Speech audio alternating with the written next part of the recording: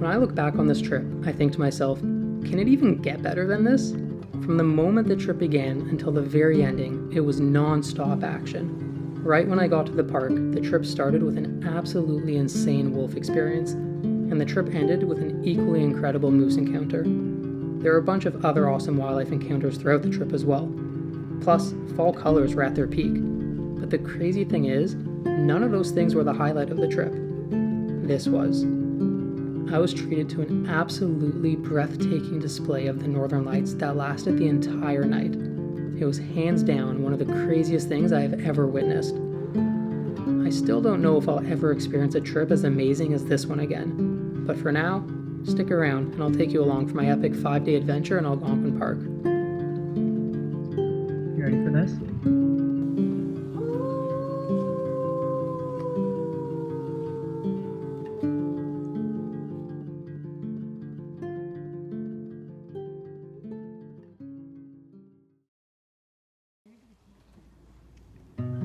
The action started the moment I got into the park with what was, without a doubt, one of the coolest wildlife experiences I've ever had.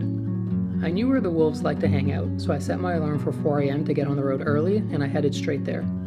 It took some waiting, but the entire pack showed up. They would cross the highway, stand on display through the trees, and occasionally there'd be ridiculously cool howling from the entire pack. The entire experience lasted close to 2 hours. It was honestly insane.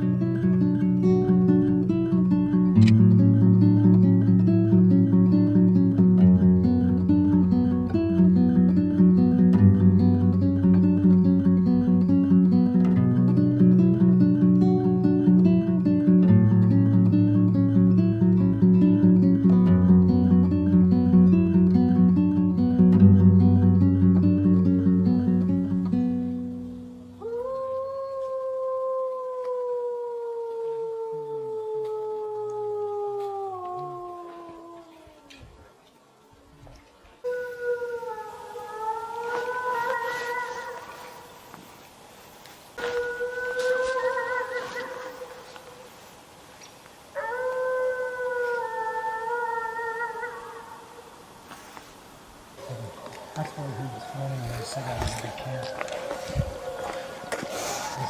Hear them all? This morning I heard that.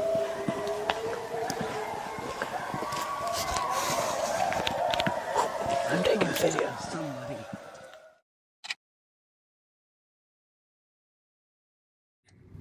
I needed a few minutes to take in what I just experienced, so I went for a short walk along the Canis Bay Campground Road to sort of decompress.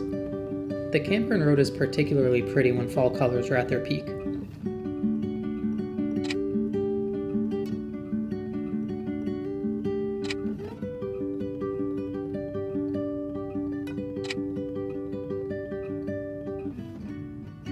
I was already in disbelief when the wolf experience ended, and then I saw a bull moose 5 minutes later while driving to my campground. It was the craziest way to start my trip, and things only picked up from there.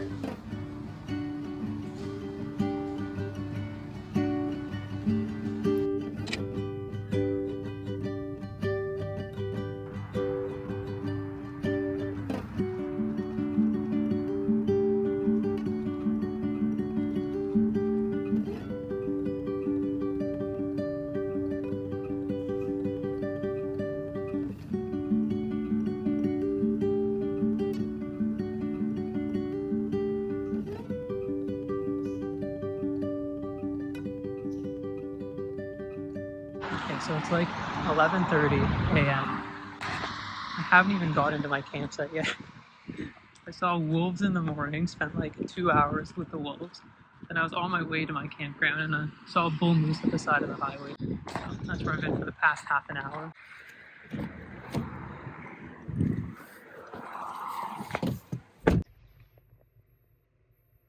Feel you having fun so far?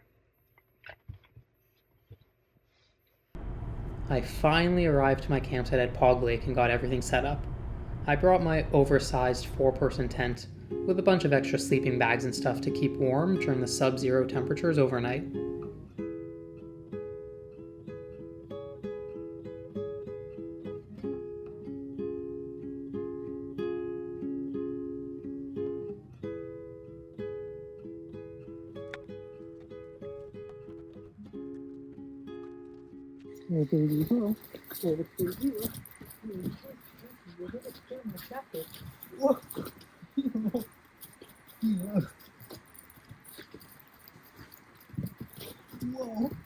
Whoa, silly girl.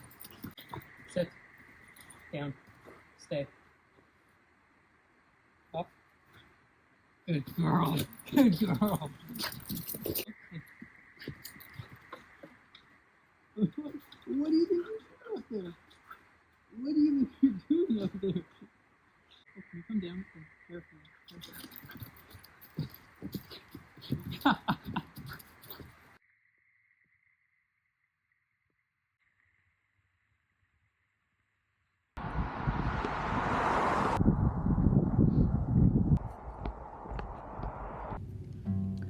In between all of the crazy wildlife encounters and the northern lights, I had another objective for the trip.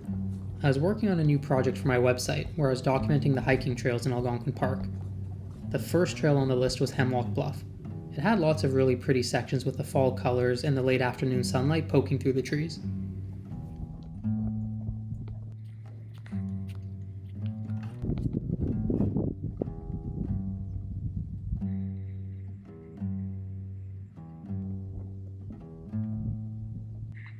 Okay, tell me this doesn't look like a face on the rock. That's just a natural rock face. Haha, rock face. Let's keep going. Good girl, Eva. Good girl. So beautiful in the fall.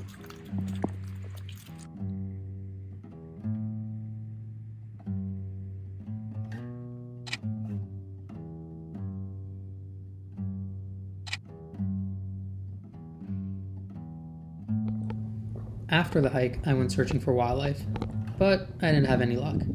I enjoyed the warmth of my car for a bit and then went back to my campsite.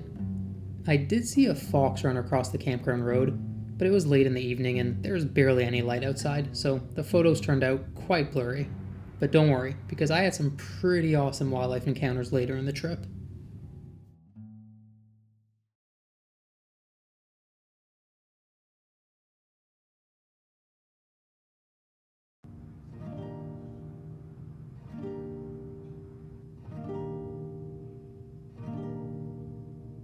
So it's the morning of day 2. I saw the wolves again, or I saw one wolf. I was able to get a few photos from really far distance, and then it went back into the forest. That's the update for now. I'll check in soon. Based on the hunch of its back, I'm like 50% confident that I took this photo while the wolf was taking a poop.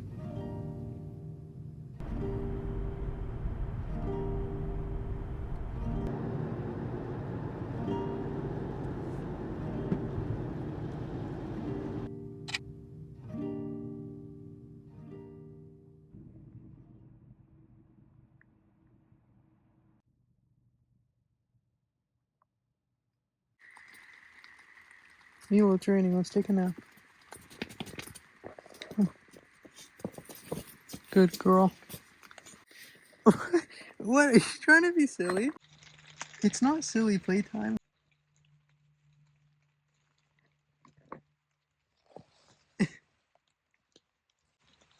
I'm about to get a paw in the face.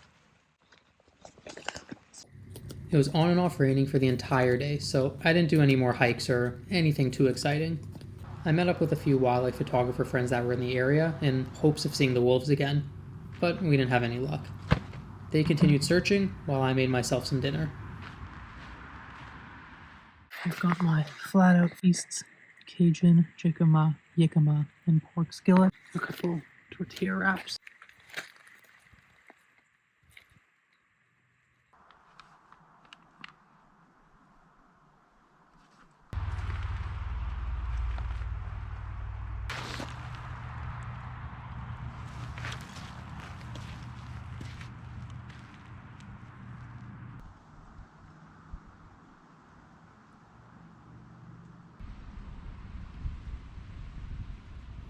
Right when I finished eating, I got a call.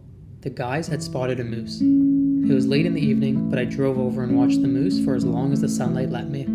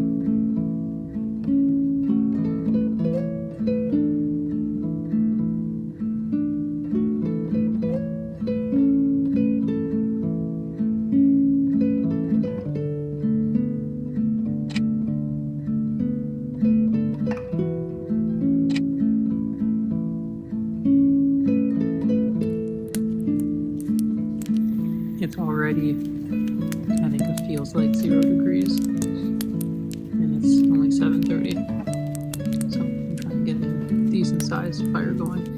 Elo, you're a good girl. We saw wolf and we saw moose today, Elo. You're such a sweet girl, Elo. I love you so much.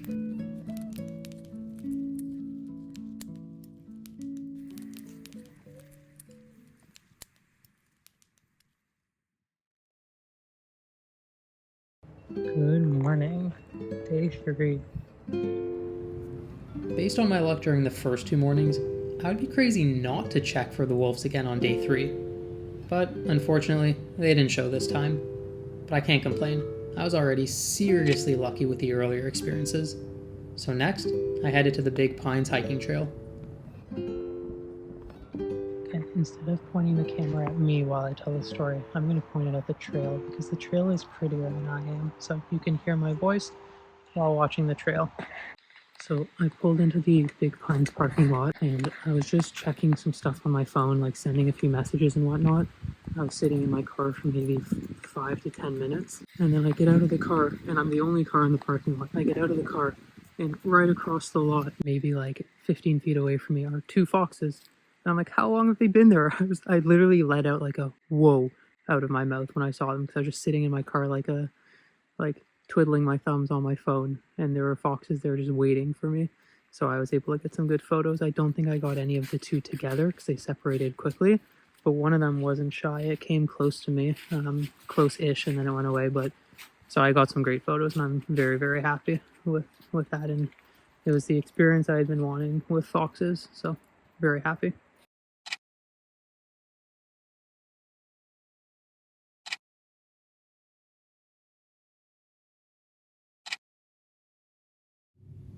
This fox encounter more than made up for those dark, blurry photos that I got on day 1. But little did I know, I was still going to have an even more epic fox encounter later in the trip. But for now, let's get back to the Big Pines Trail. So we're at checkpoint 3. I didn't take the pamphlet that explains what's at the checkpoints, but I'm sure there is something cool. I'll look it up after because this is one heck of a tree.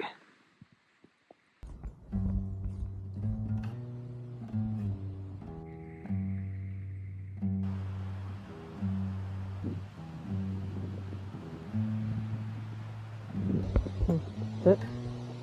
Stay.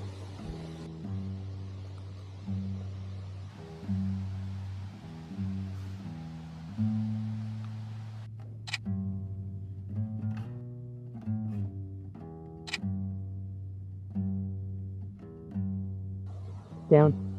Stay.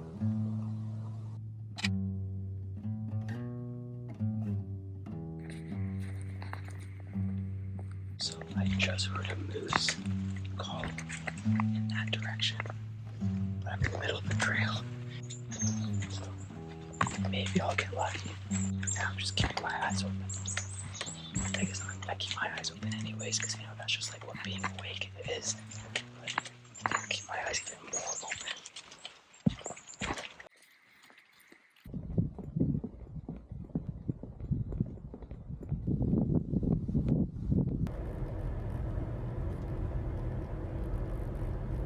I just walked out of the comfort station, and there's sun in the sky. I think this is like the first time that there's been sun in like 3 days. Feeling good right now. This is like the warmest it's been, the sunniest it's been. Alright, let's go do a hike or something. Elo in the back.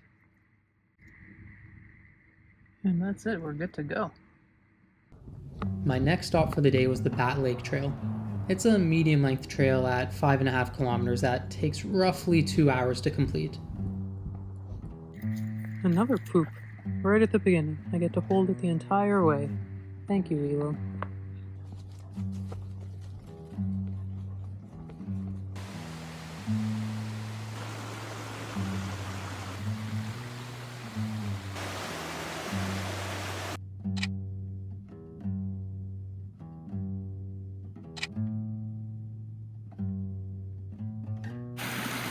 Okay, this way. Good girl. Good girl. The main lookout provides a beautiful view onto a rolling shoreline in the distance with eye-catching fall colors. There's only one bench that faces the opening and not too much space otherwise. But thankfully, I was the only person there.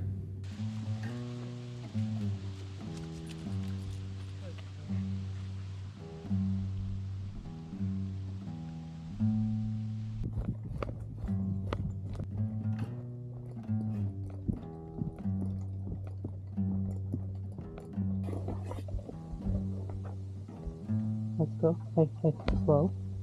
Slow. Good girl. Good girl. Yeah, so I don't really want to get any closer.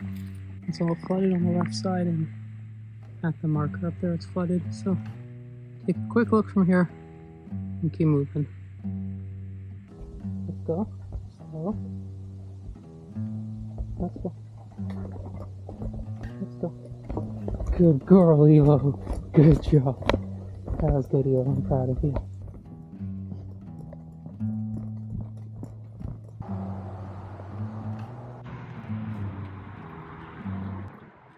So this is pretty much what I do at the end of every hike. I give Elo water right there. I tether her leash to my car door. I get my stuff organized and we relax for a few minutes. And I present to you for dinner trunk tortillas. My dinner was so good last night that I'm doing the exact same thing.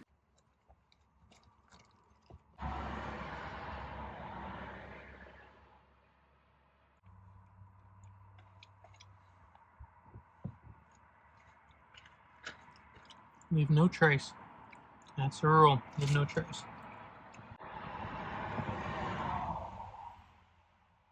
Trunk tortillas are the best. I should open a restaurant, call it Trunk Tortillas, and the kitchen should just be in the trunk. That would be a great food truck.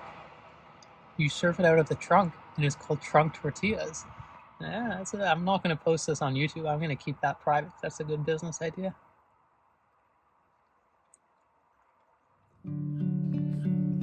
People often say that seeing the Northern Lights is a life-changing experience. I'll be honest, I didn't believe it, until it happened to me. The evening started with deep, vivid red hues in the sky. At first, I thought it was the last colors of the sunset, but then it took over literally the entire sky. It honestly felt apocalyptic. Shortly after the sky turned red, green streaks began to appear. Within minutes, the Northern Lights were visible in every direction.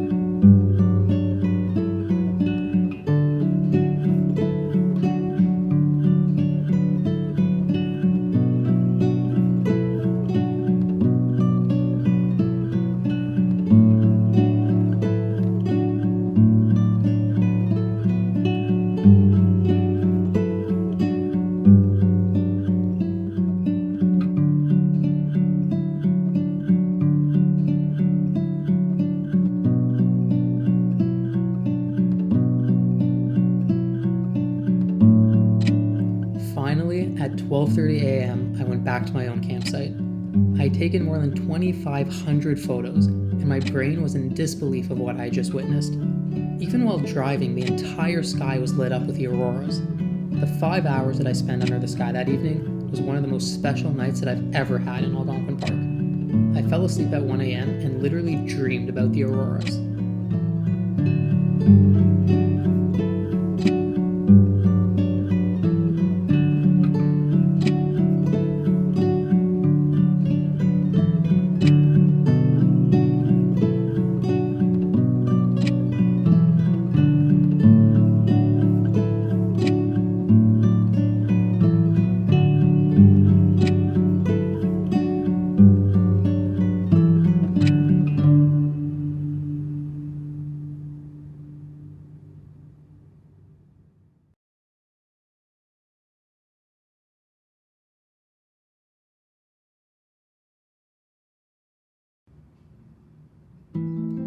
I was still riding the Aurora high the next morning, but I did my usual routine and went looking for wildlife. It didn't take too long for me to find a moose exploring the frost-covered landscape in a nearby field.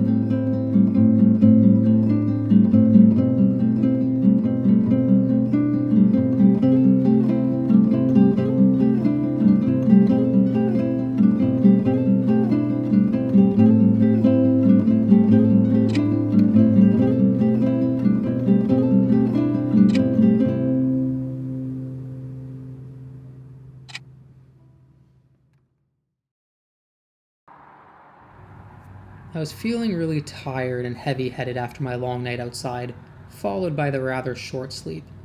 But despite my body telling me I should go back to the campsite and get more rest, instead, I went to the track and tower trail. Pro tip, when your body is telling you to get some rest, get some rest.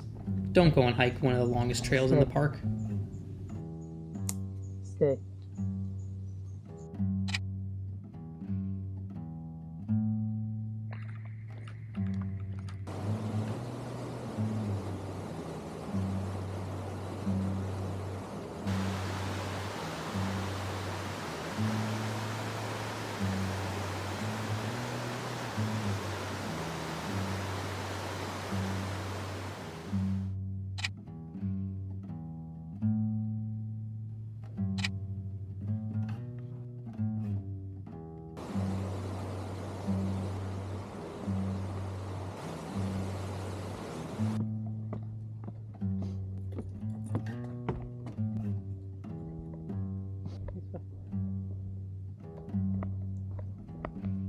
When I made it to the lookout, I was surprised that I had the entire area to myself.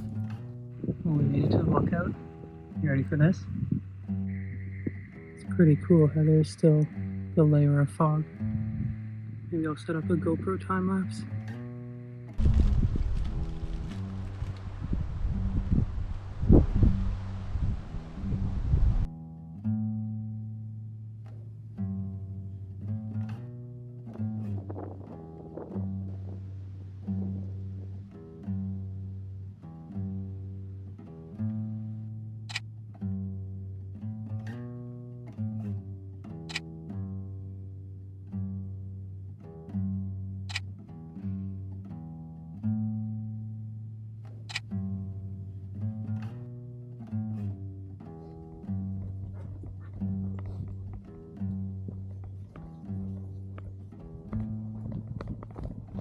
I think I jinxed myself at the beginning of the trail. I was like, oh, this isn't muddy at all. This is surprising.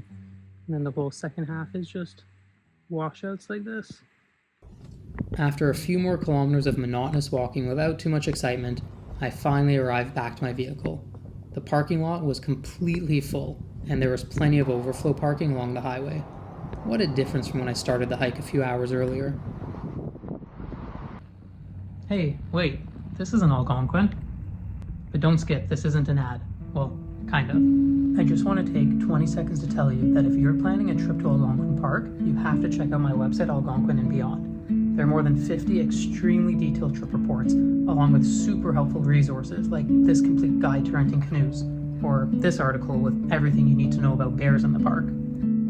Become a member and get access to more than 750 backcountry campsite reports, along with 360-degree video tours of every campground, including individual campsites. Plus, members get an automatic 10% discount at the online shop, where you can grab some sweet merch and framed photo prints. Alright, now let's get back to the video. It's my favorite time of the day. The post-hike midday nap with Elo.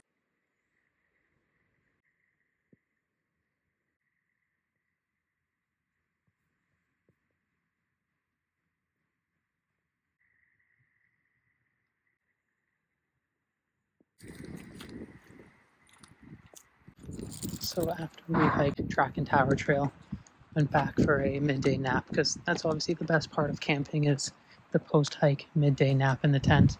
And then I went to get gas, and then I had a amazing fox experience. I love foxes. They're so pretty. They're so cute. But every time I see one, it runs off before I can even grab my camera. Today was really nice. I got some really great photos that I'm really happy about.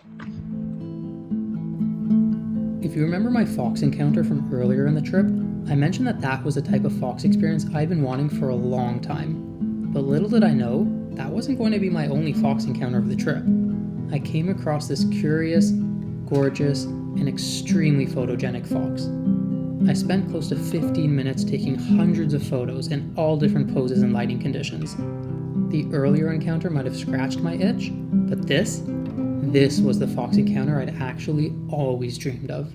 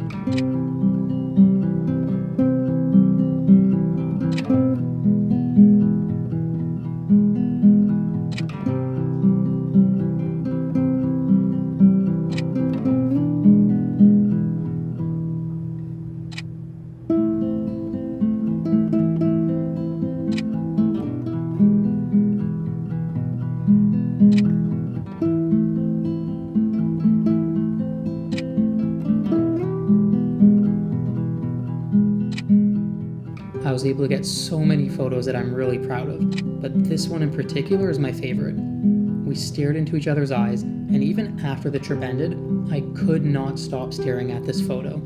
I became completely fixated at the fox's stare back at me. It immediately became one of my favorite photos that I've ever taken.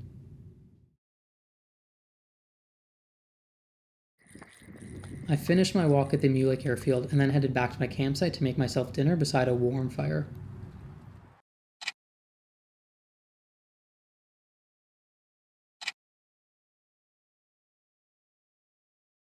Alright, it's around 7 p.m. now. Just getting a fire going.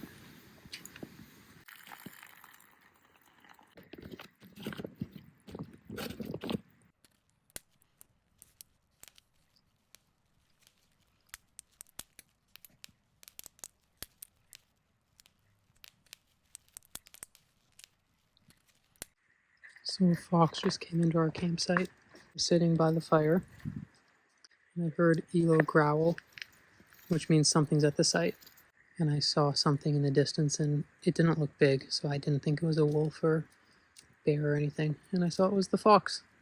in the distance there and then stared at me for a few minutes like, what's wrong? I just wanted to say hi. And then it just kept walking away. I tried to come say hi right there, and Elo was just having none of it.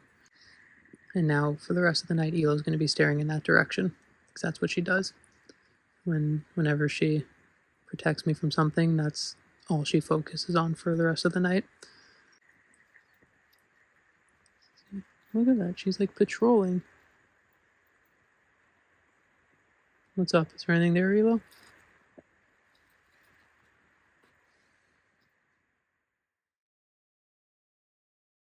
Okay, I'm gonna do a quick little morning update. It is almost 7 o'clock.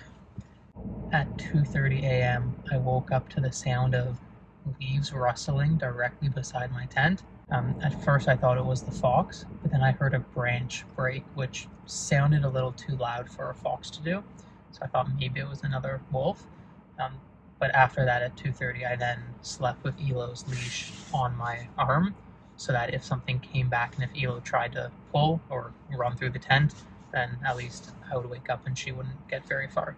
And then at like 4 o'clock or 4:30, I woke up and heard some more branches breaking, this time a little bit further from my campsite.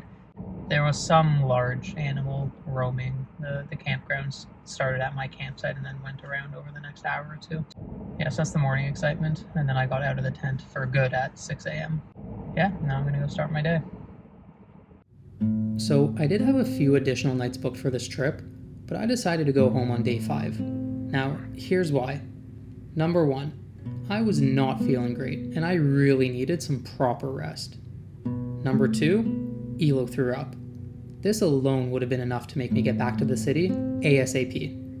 Thankfully, she was fine afterwards, but I'm a paranoid dog dad, and Elo was always my number 1 priority. Number 3, this trip was already incredibly satisfying with the numerous wildlife encounters and the unbelievable northern lights. Number 4, the forecast was calling for lots of rain and even some snow over the coming days, with only a daytime high of 4 degrees. Number 5, I've never had a memory card fail on me while camping, but I was not going to let this be the first time that it happened. The footage that I captured throughout this trip was just too valuable. I wanted to get home and create backups as soon as possible.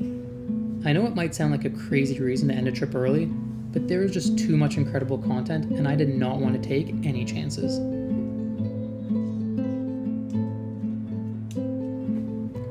In the intro of this video, I mentioned that the trip ended with an incredible moose encounter. Well, now it's time for that story. Before getting onto the highway to drive home, I made one final stop to go for a short walk so that Elo could take a poop. When I finished with Elo, I saw an Ontario Parks vehicle in the parking lot. The driver rolled down the window and said, "Hey, are you that nature photographer from the other week?" It was the same park staff that I spoke with during my last trip about the wolf at my campsite. The same one that gave me some free firewood. If you need context, go to my channel and click on this video. He said, "So no one knows this yet, but there's a bull moose right over there. Here, follow me, I'll show you." Was this really happening? This one park staff was seriously looking out for me. Over the past few weeks, I had so many near misses with this specific bull moose. I was so excited to finally get a chance to see it.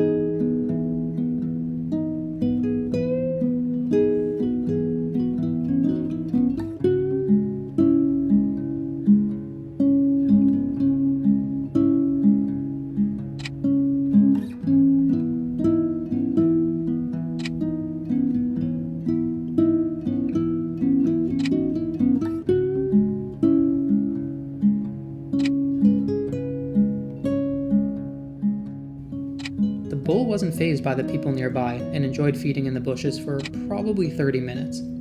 It finally got spooked and went further into the bush, which made the crowds of people start to leave.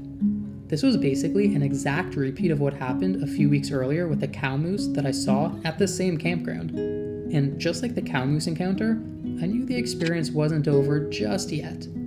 I followed the bull from a safe distance and I kept my eye on him in the bushes. The bull followed the exact same route that the cow moose took 2 weeks earlier. Both moose went from the road into the bushes while crossing a few different trails at the exact same spots.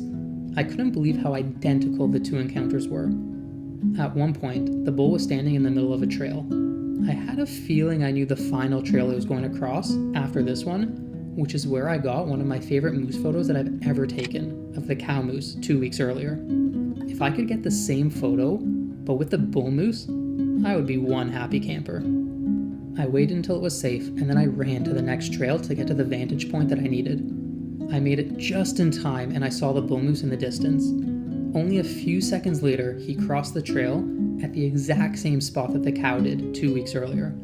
I got the exact same photo, with the exact same framing. Even the time of day was the same, so the lighting was consistent, despite being 2 weeks apart. I quickly compared it to the photo of the cow moose, and I was beyond happy. I couldn't believe I captured the identical photo, but with the bull. I guess it was a good thing that I decided to end the trip early. Also, thank you ELO for choosing that campground as your favorite poop spot. And also, thank you to the park staff for being awesome and giving me the heads up about the moose, literally seconds before I was about to drive back to the city. This trip created some of my favorite memories ever in Algonquin Park. I seriously don't know how anything can ever top this. With the insane wolf encounter on day 1, to my dream fox encounter on day 4, to the matching bull moose photo on day 5, and all of the other wildlife beyond that. But none of the wildlife encounters compared to the Northern Lights. Spending 5 hours watching that display, capturing some of my most cherished photos of me and ELO, is something that I'll never forget. This trip gave me some of the best photographs that I've ever captured, and countless memories that will last a lifetime. Thank you, Algonquin Park. If you enjoyed this video, please consider dropping a like, comment, or share. It really helps with the YouTube algorithm. Also, if you want to read the full written trip report for this video, I'll leave a link in the video description below.